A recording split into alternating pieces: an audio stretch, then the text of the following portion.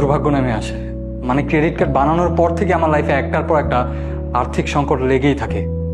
আমি অনেক পরে বুঝতে পেরেছি যে ক্রেডিট কার্ড বানানোটা আমার জীবনের সবচেয়ে বড় একটা ভুল ছিল।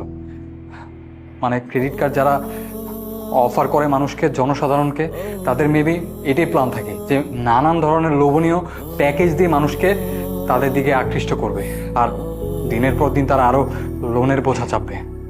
এই লোন নিতে নিতে আমি এতটা ঋণগ্রস্ত হয়ে গেছি যে এত বড় ব্যবসায়ী থেকে এখন আমি কি একটা পর্যায়ে চলে এসেছি। আমার কত বড় একটা ব্যবসা ছিল, আর এখন এখন আমার দিন অনেক কষ্ট করে যাচ্ছে।